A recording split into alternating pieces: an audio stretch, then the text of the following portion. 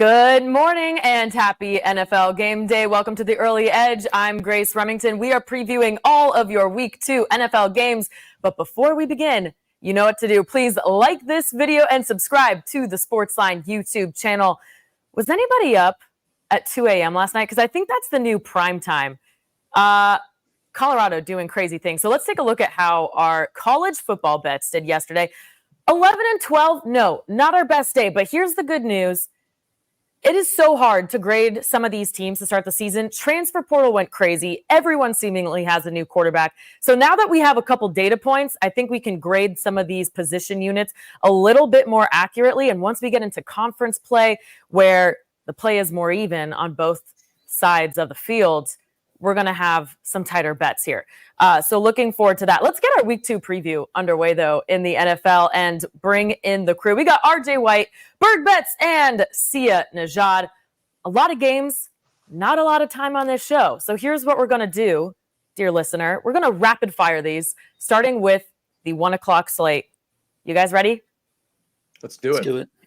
All right, let's go. RJ, I'm going to start with you. We got a divisional game here. Ravens at Bengals with Cincy, a 3.5-point favorite. The total set at 45.5. This game is on CBS. Now, Joe Burrow coming off one of the worst performances of his career.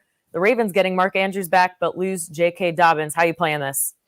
The line's waffle between 3.5 and 3. Surprised it came down with Baltimore's injuries. Mark Andrews likely back, but the New York Baltimore offense did not impress versus Houston, which take or leave the Houston defense. I think they're actually pretty solid. But now they're down the left tackle, Ronnie Stanley, down center, Tyler Linderbaum. Cincy's offense was bad in Week 1, but always bad in Cleveland, it seems. Baltimore missing 2 key defensive backs in that game, Marcus Williams and Peters at cornerback. So should be a good bounce back spot for Cincy. I think at 3 you play it. All right, Bears at Bucks. The home team, a 2.5-point favorite with the total set at 40.5. Justin Fields looking for a bounce-back performance here, and Baker Mayfield just trying to keep his Week 1 momentum going in the post-Tom Brady era. RJ, you nailed this on the look-ahead line last week. So where are you going today? Yeah, it was Chicago minus 1.5 in the look ahead. We said take Tampa Bay because Tampa Bay will look solid against Minnesota is what the market's predicting. And it got as high as 3. And at 3, I think Chicago was a really good play. Total drop 3 points. Teams might be dealing with rain. You're going to get that Florida rain that we all know about. Should be an easier matchup this week for the Chicago offense. Tampa Bay's defense missing 2 key defensive starters, including the first rounder on the defensive line. But key free agent signing for the Bears, Nate Davis, now out with a personal matter. So he's not going to play. Going to be a little bit tougher on the blocking there. Chicago's injuries issues. They play slot cornerback on IR, the starting slot cornerback, Kyler Gordon. His backup is doubtful. Could be a big game for Chris Godwin in the slot. Initially thought 3+3 was a good play. Now with the rain and these injuries and Nate Davis's late absence, I'm not sure which way you go with this game. All right, Packers, 2.5-point favorites on the road in Atlanta with a total set at 40. Both teams winning comfortably in Week 1 with their young quarterbacks, but Green Bay without Aaron Jones and Christian Watson. So where are you going here? Yeah, Green Bay was briefly favorites after it opened at Falcons slight favorites. It flipped back on Thursday with Packers injury issues. Now the line's always up to minus 2.5 in a lot of places with Green Bay's injuries. They will be missing Aaron Jones. They will be missing Christian Watson. David Bakhtiari was questionable, did not practice all week. So I don't know what this offense looks like because we know how key Aaron Jones was for the passing game last week. Romeo Dobbs probably going to have a big role there. Green Bay's defense is the best unit in this game. They need to put the pressure on to force Desmond Ridder to throw because he did not have to do much offensively to win last week, throwing the ball downfield. If they can do that, they can probably win a little slugfest here, low-scoring game. If not, Atlanta's going to run away with it. So I'd say monitor how this game is going and then kind of figure out where you want to play it live. All right. Thank you, RJ. Sia, you're up with the Colts, a 1-point favorite now at Houston with a lower total at 39.5. 2 rookie quarterbacks here, Anthony Richardson, CJ Stroud. One will come away with their first professional win. Who do you think it'll be, or are you looking at the total? Yeah, spoiler alert. There's a guy on this show, and I'm not going to give it away, but he does have 2 letters in his name that are R and J that is on the Colts in this one. It's on the SportsLine app as well. Sorry, I'm giving stuff away here, but the only reason I preface it with that is because I absolutely love the Colts, especially now that the Texans have an additional offensive alignment that's likely out. It doesn't look like Tunsil's going to play. I'm going to have to check and verify that, but they already are just really ravaged on the offensive line. And you got CJ Stroud, who honestly I didn't think was going to have a great season anyway in year one. So I really like this Colts team. I mean, obviously defensively they got some issues, but they got Zach Moss back. Anthony Richardson showed out pretty well against the Jacksonville Jaguars. I love this one. Even if it kicks up to 2.5, I would take the Colts here. All right, the Chiefs, a 3.5-point road favorite in Jacksonville with the total set at 51.5. This game is on CBS and Paramount Plus. This is actually the most bet on game of the week, a rematch of last year's AFC divisional round playoff game.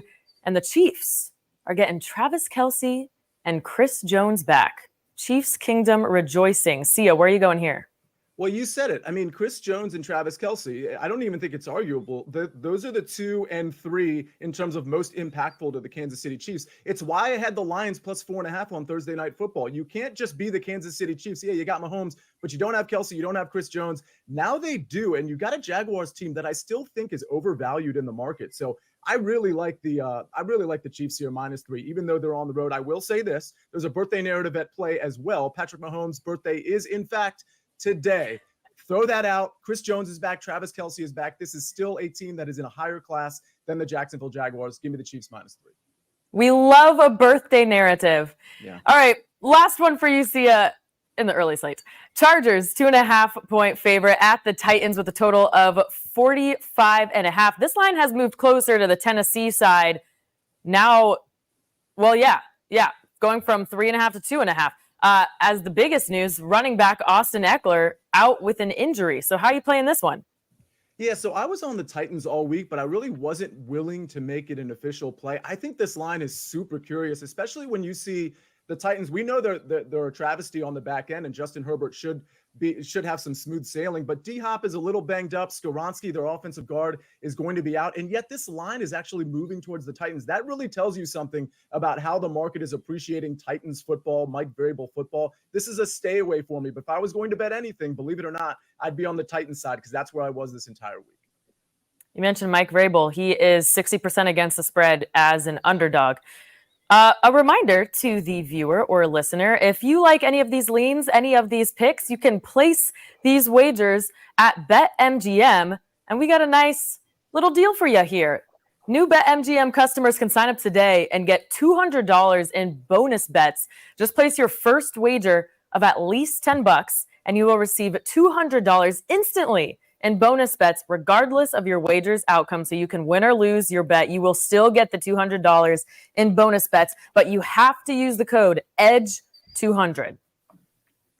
All right, Bob, you're next as we wrap up this early slate. Let's go to the Raiders at the Bills. Buffalo, a 7.5-point favorite with the total set at 47.5. The Bills coming off that Monday Night Football overtime disaster where they lost to a Zach Wilson, not Aaron Rodgers, led Jets team. What do you do here? Yeah, so the line opened up at 8. There was a 9 out there at BetMGM, but that is currently gone. I just saw there's a 7.5 out there at DraftKings and at BetMGM if you want to back the Bills. However, I still think that the Bills are trying out this new 2 tight end offense. Not sure if they're going to stay with that. The Raiders are without Jacoby Myers, who had 2 touchdowns last week, 81 yards.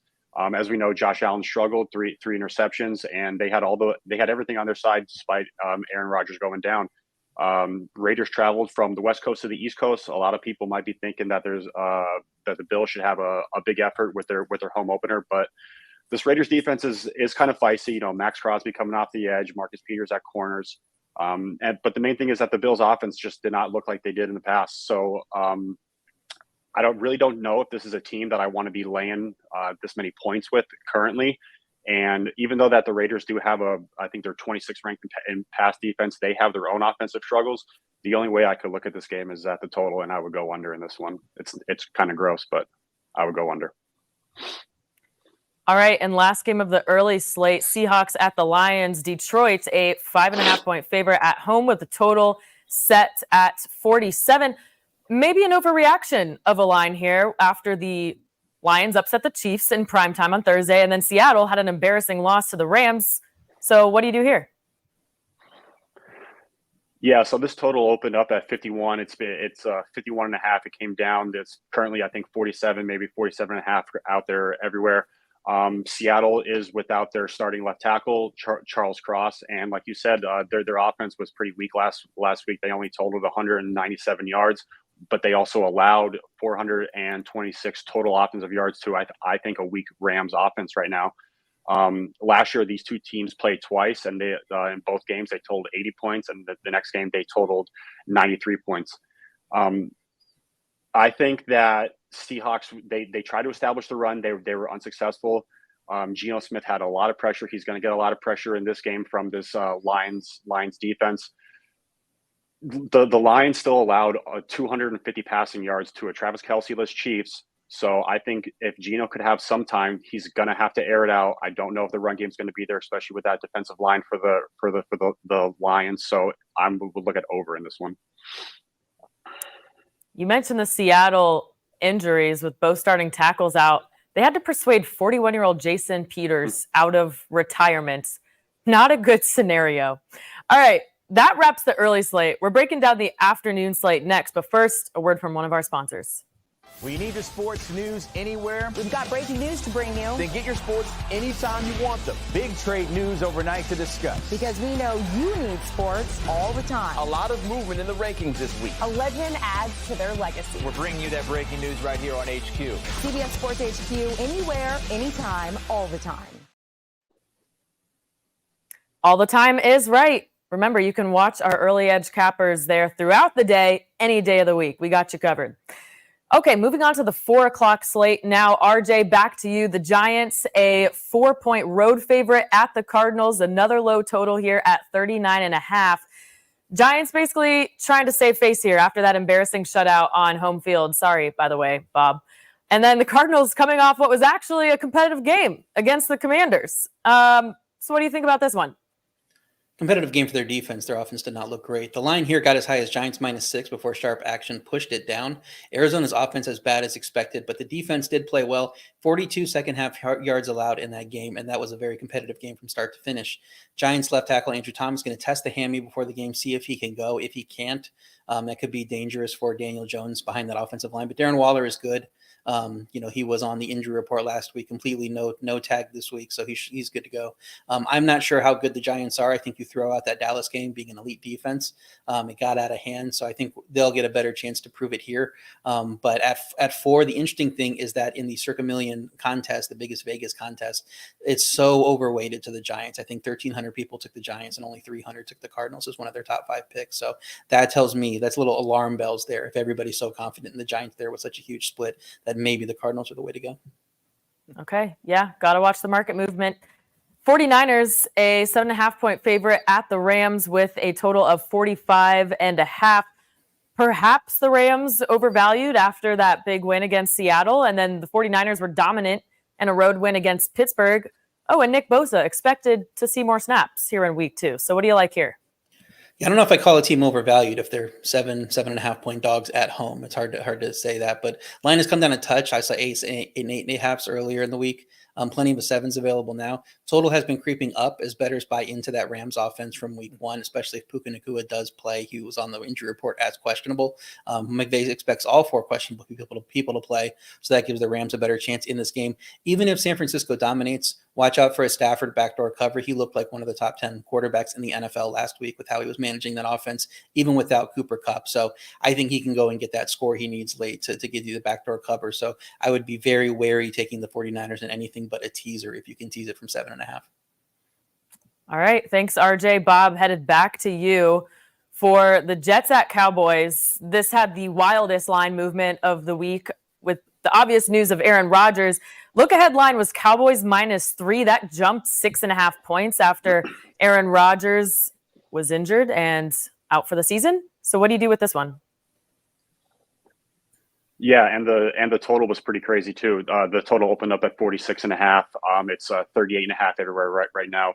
Jets are probably without their kicker. Greg Zuerlein with a groin injury. Dallas, we have Brandon Cooks and Zach Martin questionable. I don't really know how much you want to take away from that Giants game. It's a Giants game that was absolutely pitiful. It's either that Dallas's defense is really good, which they are, or the Giants are just that bad. It also helps when they had 2 defensive touchdowns as well. Dallas is going to bring the pressure on Zach Wilson for sure. He's going to be scrambling a lot. The only thing is that the Jets also have a very good defense. If he's scrambling, I don't know how much time he's going to have to get to there. They have elite corners as well. Take it what you want. I know that the Jets do have a good defense, but Dallas is more experienced. Jets have a lot of young talent. They might come out sluggish. They routed the Giants. Giants didn't even score. I'm not going to say that this is a letdown spot because they are going to be up for this. They were going to be up for it anyway if Aaron Rodgers was going to be playing. Not sure for a side in this one. I don't really know if I want to be laying 9.5 points with the Cowboys, even though it could be a little overreaction. The one thing stat I did find is dogs of 11 points or less, meaning the Jets that won their previous game and that had more field goals than touchdowns, are 18-1 to the under. It's a low total, 2 above average defenses. I would look under in this one. That is quite the system play. Very specific. I love it. All right, Sia, take us home on this rapid fire segment. And I think you actually are home in DC, right? That's breaking right. down the home team game. Yeah. All right. Hanging out with Santana Moss right behind me. Let's go. Right there. All right. Commanders at Broncos with Denver a 4.5-point favorite. This total at 38.5. By the way, this game is on CBS and Paramount Plus. I mentioned the Commanders' scare against the Cards, but now Sean Payton and the Broncos trying to avoid an 0-2 start.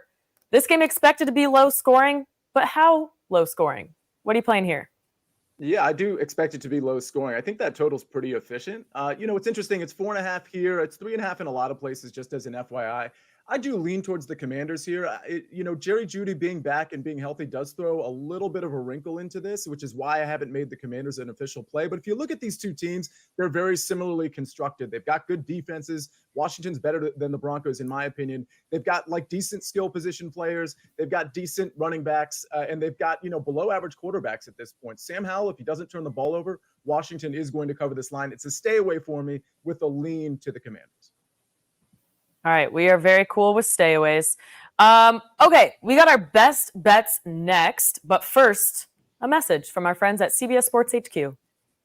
It's time. The best Transformers yet.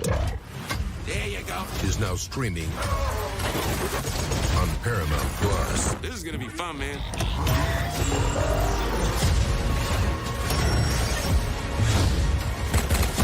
Now let's talk to your manifestation.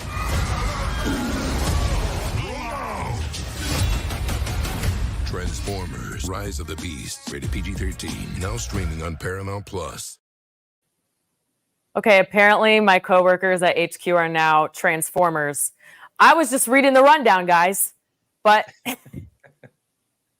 it's all good. Let's get to our best bets of the day. BurghBets, we'll start with you.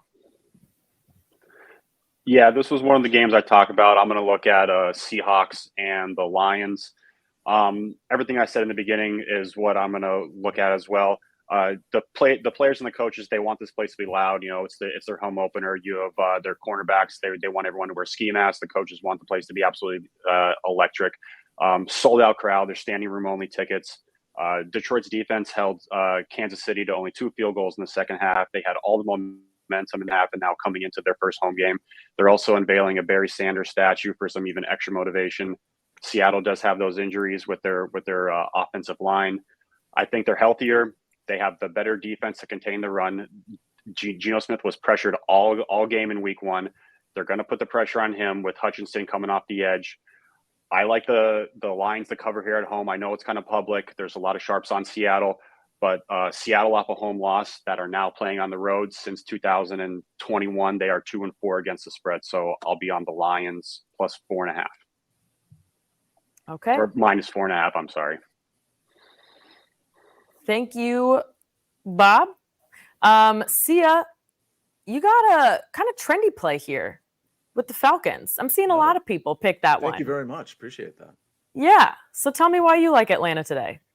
So I've actually liked Atlanta really in the offseason too. I like them to win the NFC South. I think what people don't understand about Atlanta is that the defense is a little bit more formidable than it was last year. Like, forget about the running game. We know you add Bijan Robinson, it's going to be a little bit better. Desmond Ridder, another year under his belt, he's probably going to be a little bit better. But the Falcons had a lot of dead cap money last year, and they spent that dead cap money once it wasn't dead anymore in last offseason to acquiring some guys in the secondary and some guys across the front seven. So I actually think this defense is formidable. You add to that Christian Watson is likely out, that Aaron Jones is likely out, and you've got Jordan Love, a young quarterback that looked pretty good last week, but really was leaning on Aaron Jones in a big way. Falcons at home really, really like this play. You can get the money line. This is what I put up at SportsLine yesterday. You could get the money line at -125. It's probably grown a bit. I'd still play this money line to -135, and then if it gets more severe than that, maybe you just take the line. Anything under 3, I think, is acceptable in this case. My next play is the Chiefs, -3. Listen, I talked about it earlier. I just think the Chiefs, granted, it is 3.5 in some places, but you can still get it at 3. I just think they're a better team, especially when you add Travis Kelce and Chris Jones to the mix. Trevor Lawrence and company, they looked okay against Indianapolis, but actually had some trouble putting them away, which I think should sound some alarm bells. At the end of the day, though, this Chiefs team bounced back. The offense is better, in my opinion, even though the weapons aren't better. And I think the defense with Chris Jones is going to be formidable. Wouldn't surprise me at all if Trevor Lawrence has a rough day today. Give me the Chiefs -3 at -120. Yeah, Lawrence, not good under pressure. Chiefs, obviously one of the best teams at pressure. Mahomes has also never started 0-2 in his career. Thank you, Sia. RJ, I love that we have a variety of picks from you. We got a team prop, a player prop, and a side. So you start wherever you want. Where are we going? Just like I did last week, went 2-1 last week, missed on the prop because I thought Van Jefferson was WR1. Turns out he was WR3 in that offense, but the thinking was there. So that's my bad on that one. But we hit the other two. We're going to start with the team, the spread. Best bet is Indy +1.5. I think it's actually 1 in the market now everywhere. I flipped on this earlier in the week. I liked Houston when Houston was the dog at +1. But now with all the injuries, I had to flip on it. Plus the line moved to them being favorites. I had it at Houston -1 or -1.5. So now I think Indy's a pretty solid value. When you throw in the injuries, 3 offensive linemen already on IR, and now Tunsil's not expected to play. Stroud is playing through a shoulder injury. Don't know how effective he's going to be, or if the offensive line with all their backups are going to keep him upright anyway. Houston's also missing both starting safeties in that game. So it's an upgrade for the Indy offense. Should be easier to pass down the field. I would have made this Houston -1, like I said, if they were healthy. Indy has value on that. Then you move to the team total. I have in that game that Bob talked about, Dallas team total under 23.5. I think you can get it at even money. Dallas offense got great field position in that Giants game, but they did not have to do much. Was not that impressive considering the score. The Jets defense has given up 24 points or more just once in the last 14 games in 2022. And then we saw what they did to that great Bills offense that we think is great last week. Only worry here is more team touchdowns from the Dallas defense. Otherwise, I think this is a pretty good bet to stay under the 23 for Dallas. They're not going to have to score a ton of points to win this game with their defense. Then you go to the player prop. I'm going to go into Darren Waller over 44.5 receiving yards at -120. Strong Giants offensive coaching staff is going to help his team bounce back in a much better matchup for them. Waller is the number 1 option in this offense. He avoided the injury tag this week. He's going to be more acclimated, more ready to go. And he still had 36 yards last week, considering they only threw 110 yards. That's a pretty big number of yards. Shows how big of a role he has in that offense, and that he is the primary weapon there. Logan Thomas against the Arizona got to 43 yards, and Darren Waller is way better than Logan Thomas. I'm sure Sia can back that one up, being in the area there. So I think Waller's sales pass is 50+ for him. If I play it up to 49.5, but I think Waller's over, unless he gets hurt, is going to be a good play here. All right, sweet. That's a nice little cushion there. Up to 49.5. All right, cool. If I may, Logan Thomas yes, please, is Sia. I heard you laughing. Superior tight end to Darren Waller. Everybody knows that. Former Virginia Tech Hokie quarterback turned tight end. I'm joking, obviously. Sorry. Wait, so you're not a Tech fan, are you? Not really. I went to James Madison, who happens to be better than Tech all of a sudden. So I'm just a Virginia sports fan in general. I love it. I played James Madison on the money line last night, +125 against Troy. So let's go. Thank you to your Dukes. Nice. All right. Grab a writing utensil, folks, or take a screenshot on your phone. Here is the recap, our best bets for NFL Week 2. Sia is on the Falcons money line at -125 and the Chiefs to cover 3 at -120. RJ is on the Colts +1.5 at -115. The Cowboys team total under 23.5 at even money. And Darren Waller of the Giants over 44.5 receiving yards. He'll play it up to 49.5 at -120. And BurghBets is on the Lions -4.5 at -110. Okay, we are not done quite yet. It's time for RJ's look ahead. RJ, you absolutely crushed this last week when Tampa Bay was a 1.5-point dog. Then the Bears got crushed by the Packers. Bucks didn't cover, but they beat Minnie. The line flipped to Tampa Bay -3. So great job capping that one. But where are you looking now in week 3? I'm looking to the Jaguars. They are only 7.5-point favorites at home against Houston, a Houston team everybody probably thinks is one of the worst in the league. I am lower than the market on Jacksonville. I only have them as a +2 team. I think that they're on the edge of a playoff team if they didn't play in that division. I think they would be like on the edge of wild card. But I have this line at Jacksonville -10, even at that rating. And I'm pretty solid on Houston. If Houston offense struggles against Indy with all these injuries like we think it will, who's going to back them at 7.5? I don't think anybody. This is going to shoot up pretty quickly if they don't post it up at 8.5. I think it could get to 10 pretty quickly. And even if Jacksonville loses, I mean, the market's not going to sour on them that much because they lost to a mad Kansas City team that needed a rebound and now it's healthy. So I think any outcome for the Jacksonville in that game is not going to get people to move this line down to the 7 unless, a major injury happens, God forbid. All right. See you, Bob. I know I'm putting you on the spot. Any thoughts there? I'm always going to back RJ. Listen, I'm not a big Jacksonville guy, but I absolutely love that look ahead because I just don't think Houston. So I was on HQ. Grace, it might have been with you just about a month ago, where we were talking about the Houston Texans win total. It was, for some reason, it was at 6.5. And not only did I like the under there, but I actually liked the alt under of 5.5, which was plus money. I think it was plus 130. So as much as I don't love Jacksonville, I certainly don't like the Texans. So anything fading the Texans, especially with their injury issues, Jacksonville at home, coming off a loss to the Chiefs, I think it's a great spot. Yeah, I mean, I agree with that 100%. I mean, until CJ Stroud could prove that he could just even move the ball or they could get any type of offensive momentum going, I mean, the Texans are just going to be a full fade all season. All right. Best in the biz right here. We're dishing out winners a week in advance. That's going to do it for us on this episode of The Early Edge. Thanks for watching on this NFL Week 2. A reminder, we do have more NFL coverage on the SportsLine YouTube channel. That is today at noon Eastern and then 7:30 Eastern previewing the Sunday night football game. And then, of course, we will be back at our regularly scheduled 10 a.m. tomorrow. For RJ, BurghBets, and Sia, I'm Grace Remington. Have a happy game day, and we will see you at the pay window.